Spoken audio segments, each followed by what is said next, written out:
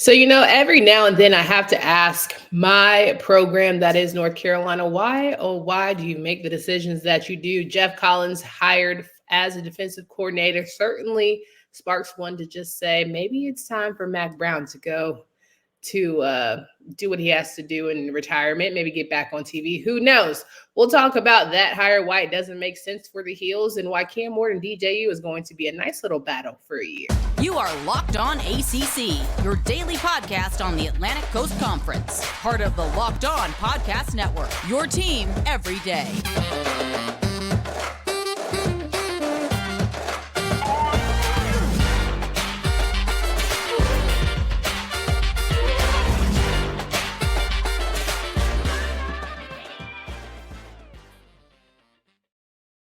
What's going on, everybody? Welcome to today's edition of Locked On ACC. I'm your host, Candace Cooper, joined by Kenton Gibbs of Locked On Wolfpack. Each and every day, you can find us wherever you listen to podcasts. Make sure you download, subscribe to the pod from anywhere in your audio world, and join our YouTube community where once you hit that subscribe button, you are part of the fam. You can get the comments in, you can talk to us, you can respond to our polls and our questions, and we have a good time most times, and we always love a good vibe. 5-star reviews only is what we prefer. Kenton, it is a lot to go over here on today's show, but I'm sure we know you always have a nice opinion that can get us rolling. How you feeling? Oh, I feel great as always. We have a lot of things to go over because it seems more and more like football just won't let basketball breathe no more. I tell you, there used to be a time back in the day where it was like, oh, this is solidly basketball season, especially in the ACC. But now with the transfer portal, the coaching carousel, the this, the that, the early signing window, late signing window, the different portal entry sessions, and the all the things going on, it is just a 365. It's like Anita Baker said, from beginning to end, 365 days of the year, football is bringing the same old loving, baby. It's got you sweating because you're in a tee in January, but it's fine. It's fine. Totally fine. We should be focused here on bracketology, right? We should be talking about how the ACC is getting snubbed yet again. Who knows who's going to make it? And yet somehow, some way, we are talking about Geoff Collins joining UNC football program. First thing first, I'm a Michigander in North Carolina, okay? So it never really gets cold to me. The cold down here is real respectful. But second of all, Joe Lunardi hates us.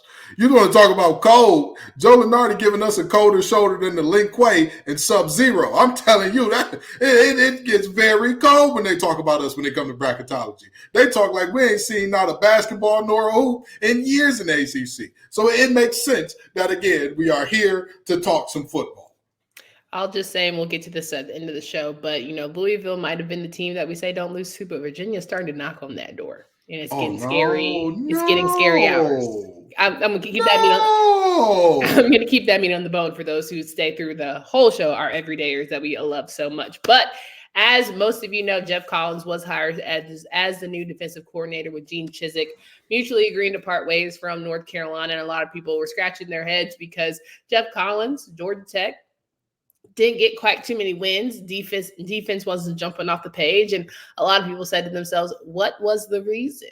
There doesn't seem to be this, I need to have Geoff Collins defense in my corner in order to excel. We all know that UNC defense has been the Achilles heel, no pun intended, for this program. And yet you didn't go find a strong defensive mind to help lead that to better pastures, or at least to someone who has on paper better defense than what you already have. Make it make sense, Kenton, as someone who really lives and breathes that world. First of all, to say that they mutually parted ways, yeah. Sure. Mm-hmm. We love a mutual part ways. That's not how this works. Again, it's like that breakup where it's like, oh, yeah, we just mutually agree. Somebody got tired of somebody else's stuff. That's just what that was. Okay, that's just how that thing worked out. But now to Geoff Collins, the new man in town. He's a good man, Savannah. He was just in a bad situation. No. But very seriously, the question does come about in terms of, what have you done for me lately? Is what you ask about Geoff Collins, because the most recent times that you've seen him at the Power 5 level, like you said, it was in the ACC and it was at Georgia Tech. A Georgia Tech team that these are their ranks in the conference with him. 10th, 14th, and 13th, respectively. The year that he was fired, he coached 4 games. In those 4 games, he allowed under 20 points one time. And that was to the Western Carolina Catamounts, who scored 17 points. Against the three FBS teams that they played, Clemson scored 41 points, Ole Miss scored 42 points, UCF scored 27, and they lost all 3 of those games. So is this your king? Is this your king? Trust me. Listen, I feel you knocking, nephew. I feel you knocking, okay? I'm right there with you. The thing that confuses me about this situation is who's making a hire and who's making these executive decisions.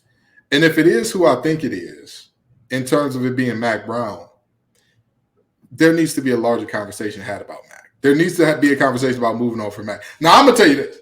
As an NC State graduate, I'm not mad at, if they want to keep Mack till he's 88, have him up there like Lee Corso on game day. I ain't mad at you. I think he's a fine coach. I think he's a fine ball coach. But if I were a Tar Heel fan, if I were, I would simply say this man's got to go. I mean, we simply are not tough enough, and you don't really bring in guys that I think, hey, this is a leader of men. Hey, this is a guy that is this is a surefire slam dunk hire. I understand, he coached some really good Florida defenses. I understand that a defensive coordinator role is very different from a head coach role. And I understand that when he was at Temple as the head coach, they were the 4th and 3rd, respectively, best defenses in the American Athletic Conference when he was there. But again, this hire just doesn't – it would not move me if I was a Carolina fan. It just wouldn't. Not only does it not move you, at this point, it's like, tell me why I should believe, why I should buy season. Because at the end of the day, we all know what this is about. Get the butts in the seats, right? Season, we need sellouts. You're not bringing in a Drake May where you're going to have probably a sold out season. You're not playing anybody that's really jumping off the page, right? You're going to have maybe a 7 to 8 win season, and we're going to say, all right, cool, this is just who we are. There's nothing exciting about our offense anymore. There's nothing exciting about the defense. We don't even have a good special teams. Like, what about this program? Has anyone stopped and said, Bubba Cunningham, maybe we just need some fresh eyes, some youthful eyes, a young spirit, if you will. Nick Saban said, he's getting older. He can't quite get at the same level he once was. Father Time, let me tell you something about him, undefeated. Maybe it's time that we just consider that Mack, the game is just shifting, and he should just go ahead and park. That's very much so a conversation, but at the end of the day, we can have that conversation all day long. We are not on the board of regents. We are not the athletic director. We don't hold any of those titles. Maybe I need to get my what is it? My UNCAA? What is it? Damn it. See, that's terrible. I need to get my I know what it is. I get letters every year. I've been in it for 2 years. I do. It's like the General Alumni Association. There it is. I was kicking my ass. But yes, I really feel like maybe there needs to be a higher pull, or it doesn't matter who you put on defense, especially if you're at this point, you're just like calling me an idiot, right? Like I can look up stats. I can see what Collins has done. It ain't nothing jumping off the page. What are we doing here?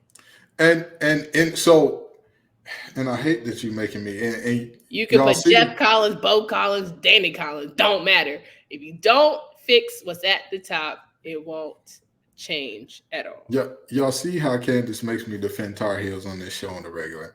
The argument for Geoff Collins is when he had talent that was on the level or better than his opponents, he did a good job. He did enough defensively to get his teams in good positions. It was only when he had to also be responsible for the recruiting, for the winning winning in the living room. That's what people say in terms of recruiting. Mm-hmm. You got to sit on mom's couch and convince her that your boy needs to come here. You got to sit on dad's couch and convince him that your boy needs to come here. And that's not the part that he excelled at. That's what you're going to do as a defensive coordinator to get butts in the seats. Like, you have to get them boys off the couch eventually. Like, you might not be the Mack Brown that delivers the final blow, but you got to make a phone call. So I'm confused. Yes, he will have it's college football. If you're a position coach, if you're a coordinator, you're going to have some responsibility in recruiting, but you're not the end all be all. And UNC, for all the things that you can say, and see, again, I hope the big man upstairs is understanding that I done did my good work, good deed for the day. For all the things that you can say about UNC and the fact that they have a soft chin, they're not very tough, they don't really have a lot of resilience in terms of finishing seasons, you can't say them boys don't recruit. They get the best of the best of the best. In terms of team, well, player development is a different story. But I'm talking about giving Geoff Collins. They get him there. Yes. And the thing is, and like I said, the thing with Geoff Collins, if you get him the players, he will give you something decent. That's at least what his history says. So you're saying he's good at developing? I will say he's good at putting players in position to make winning plays. I'll say that. Okay, find it. That was a good find. I give you that one. That was an excellent one. All right, let's talk a little bit more about Carolina and just quarterbacks in general, maybe a little more football in general. But first, we got to talk about, according to the FDA, pharmacies are running out of antibiotics like amoxicillin right in the middle of the worst flu season in over a decade. I can't imagine a more helpless feeling than if someone I loved got sick while a supply chain issue kept them from a life-saving medication they need. Thankfully, we'll be okay because of Jase Medical. The Jase case is a pack of 5 different antibiotics to treat a long list of illnesses. This stuff could happen to any of you. Visit jasemedical.com and complete your physician encounter. It will be reviewed by a board-certified physician, and your medications will be dispensed by a licensed pharmacy at a fraction of the regular cost. It's never been more important to be prepared than today. Go to jasemedical.com and use offer code locked on to get $20 off your order.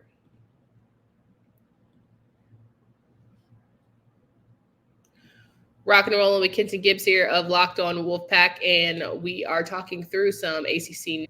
So Geoff Collins is cool, whatever, fine, defense, North Carolina, do your thing.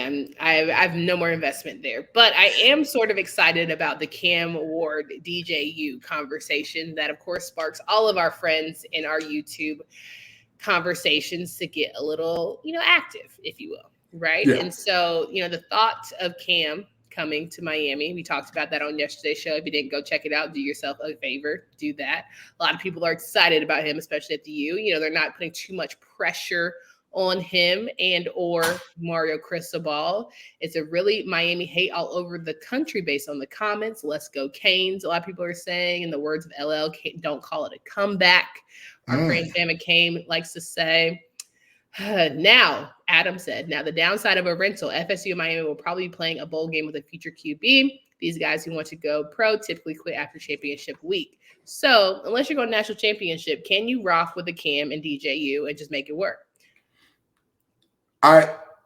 Here's my thing about this. You know what the deal is. So why are we complaining here, right? I'm not going to say the profession that I'm referring to, but there's a movie called Four Brothers, and there was a villain named Victor Sweet, and he said, you don't pay this profession to do what they do, you pay them to leave because you don't have to deal with all the extra stuff.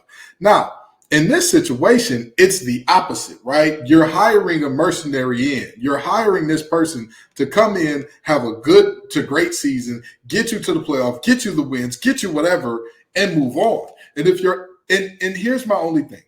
If the bowl game means that much to you, then you don't go and get a Cam Ward or a DJU unless you believe that they put you in a position to go to the playoff.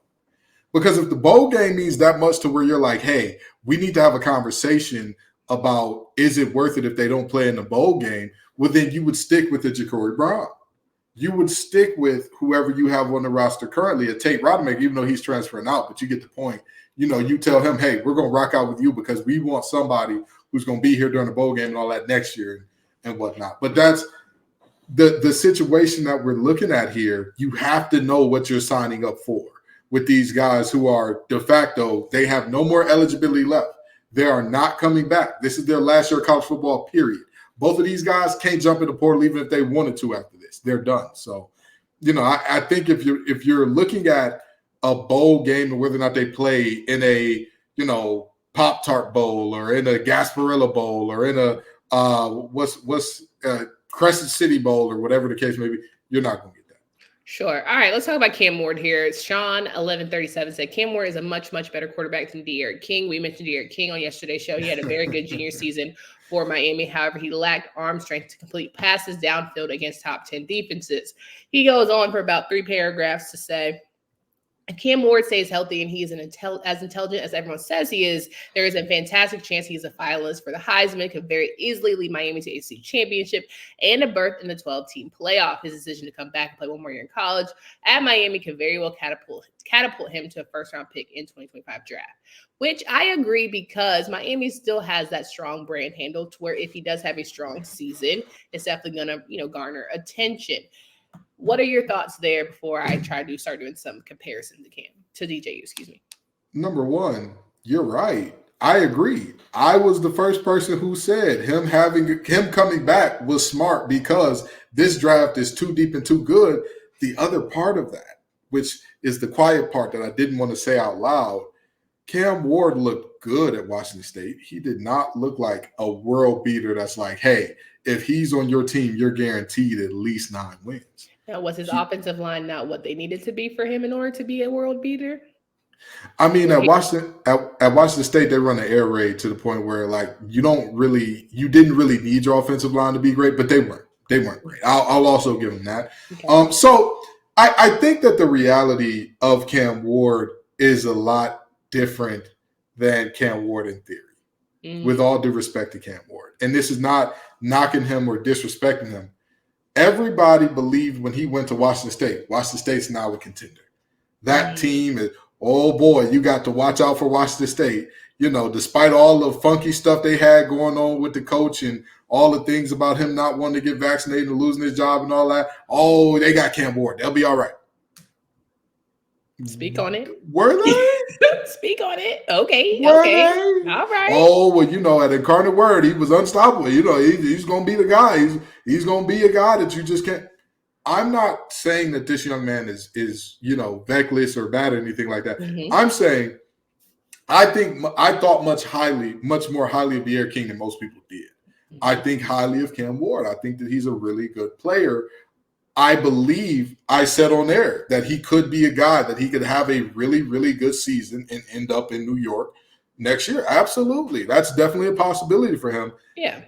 And so with that being said, I think he's a really good player. I don't know where people in the comments were getting this idea. I don't think anyone's wanting you to be defensive. Like, not too much. Nobody's trying to jump on you. Not today. I'm just saying. I think he was genuinely he was trying to educate the folks because, like I said, 3 paragraphs. So he was letting us know. Yeah. We're not gonna go in on Sean. There are people. Someone did call us haters, Dustin. So Dustin said we're haters. Okay, and that's what I'm saying. We gonna get on Dustin, but we're not gonna do that to Sean. And here's the thing: I'm not getting on anybody in particular. I'm saying for everyone. Because I read through the comments. I'm on Dustin's head. I'm a hater for what? I read through the comments, and there were enough people that said, "Oh, you don't understand who Cam Ward is or what." Trust me, I watched all 22, baby. I watched the film. You understand? Well, I watched all 24. And what I'm telling you, Dustin, I would put your whole name out here, but go ahead and say with your whole chest next time. All 24.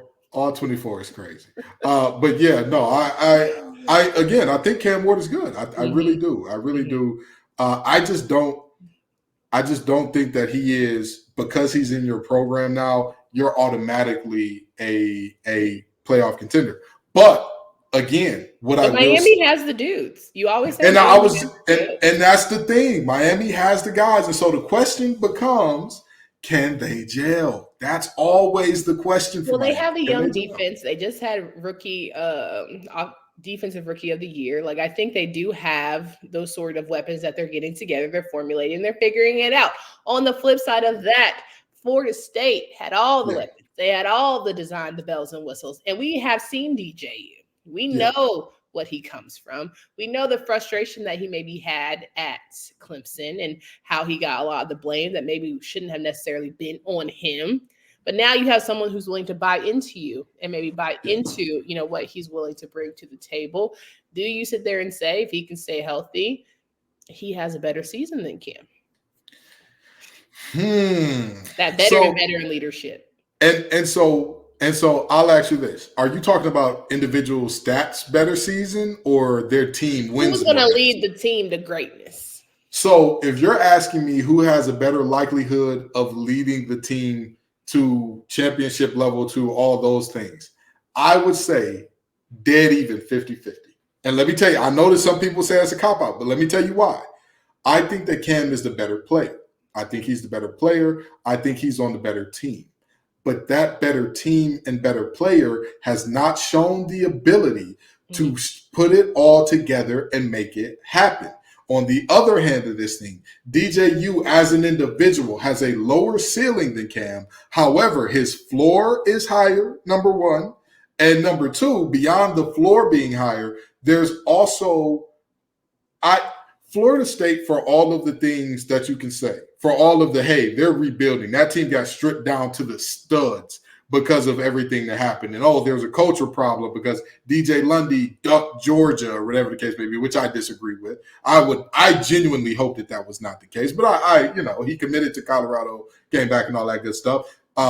Patrick Payton, another guy, allegedly he made the tweet saying he was going to get in the portal, but never officially entered. So you have the questions about what's their culture like? Do they actually care about the program and all that? But Norvell has shown I can put together a winner. I can put together a winner. Say what you want about that team. See, to me, can you say Mario has shown I can put together a winner at Miami? I agree with you wholeheartedly on that one. But I also say this is very much DJU's get back season.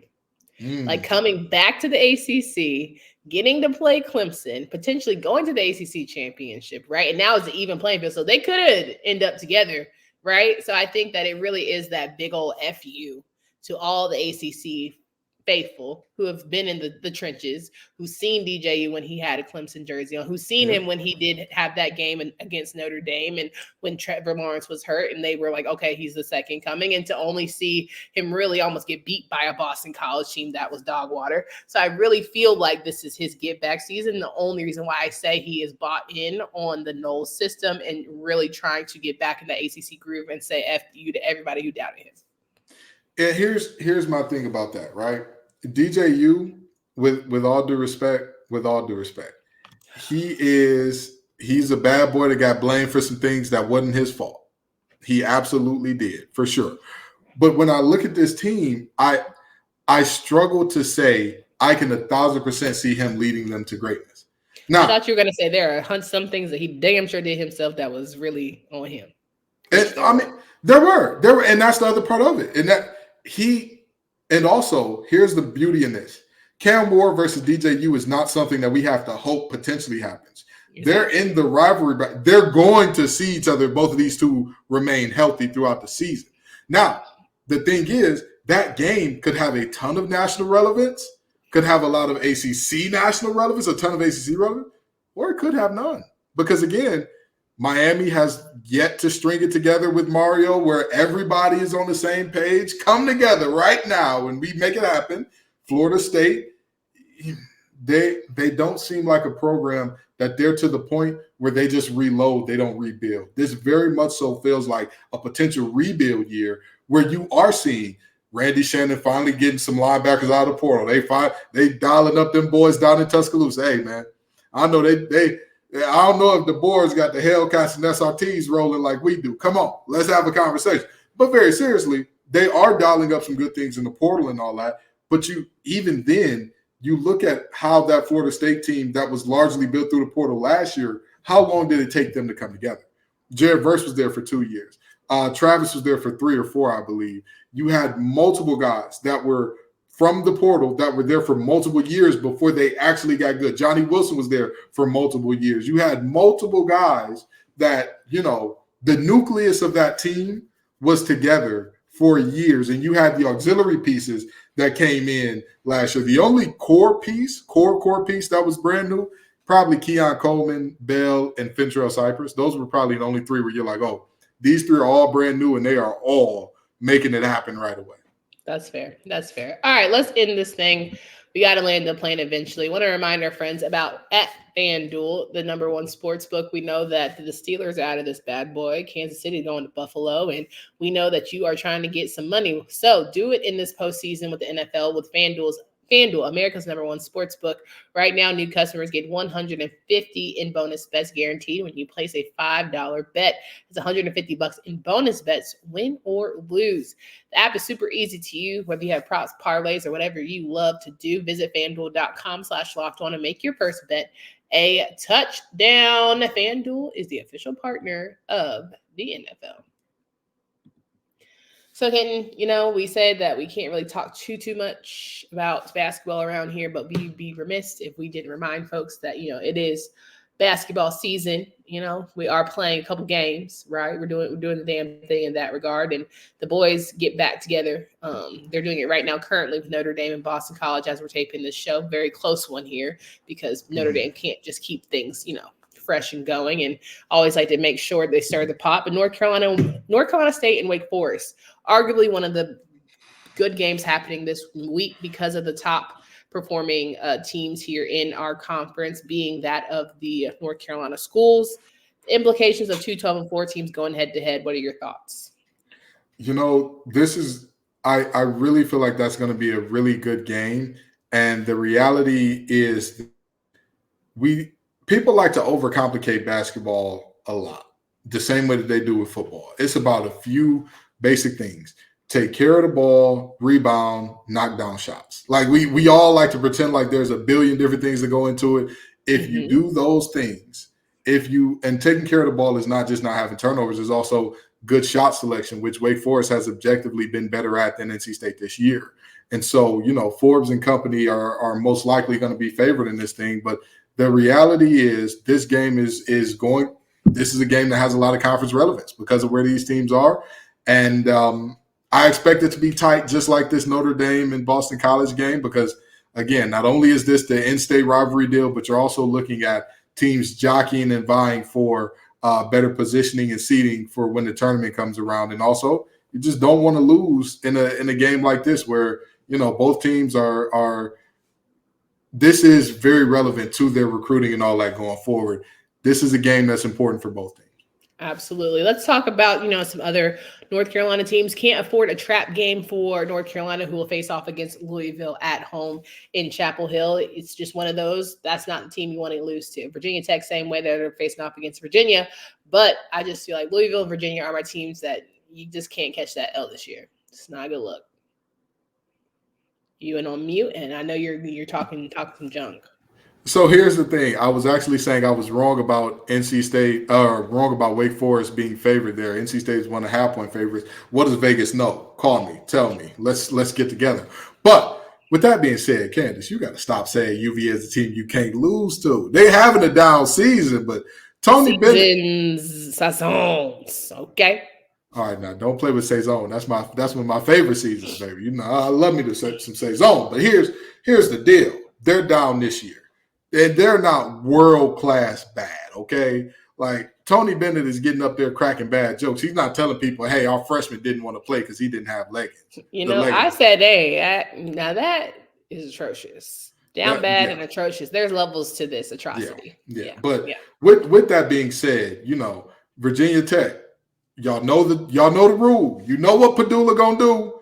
Get him help. If anybody else can get it done, y'all will take care of Virginia. No ifs, ands, or buts about it. That's going to be easy for you. But if Virginia can go ahead and say, hey, double them. Matter of fact, double them, and we might even triple them every now and then. We not really worried about nobody else. Guess what? It's going to be a long night. It's going to be a long, long night for you. North Carolina, you better not lose to Kenny Payne, them. You bet not. You better not. Because all the stuff that the North Carolina folks was talking, we were the only teams. Only ranked teams to not lose to an unranked team last week. We wanted a few. We wanted a chosen few. This is who we are. Let me tell you something. Louisville is so bad, they might hang a banner if they win this game. You understand? So there will be a lot of beer drinking in Louisville, Kentucky if that happens. So, don't get caught. Last game I want to talk about here, Pitt and Duke. That'll be happening on Saturday. We'll go over that more. But a potential trap game for the Blue Devils. So we know they like to win at home, but we know we can't, not too much of the Capels. But we always know that Capel boys like to come in and get dubs in the house that Mike Krzyzewski built. I think the most unfortunate thing about this is the fact that this is I believe this is their last time playing this season. And the first time, when I say Duke took those young men out to the woodshed, you absolutely cannot have that happen again if you're Capel and company. I mean, fight back, pinch the boy, do something. You got to protect yourself because last time was a 22-point victory in Pitt's house. You got to protect yourself. The camera crazies are going to be crazy. Duke is one of the hottest teams, not just in the ACC, but in the country right now on their 8-game winning streak. But Pitt, protect yourself. Do something. This is a team that has shown that even at home, they can, don't get me wrong, not saying that they're a bad team, but I'm saying they're not world beaters. Fight back. Do all that you can. And at the end of the day, Filipowski is the key. He has been the guy all year long. He has been the guy for Duke whenever they get into jams and whatnot. We saw against Georgia Tech, they needed him to show up and be greatness, and he was that. Pitt, that's your answer right there. Slow him down, stop him, and you put yourself at a much better opportunity to do so. The only problem is everybody knows that, and not many people have been able to do it. Amen. You said it. Couldn't have said it better myself. Guys, make sure you come back as we rock through more ACC news around football and basketball. You don't want to miss anything that we discuss. And if you do, you can always hit us up on our audio spaces and our YouTube pages. So make sure you subscribe there. For Candace Cooper and Kenton Gibbs. Until next time.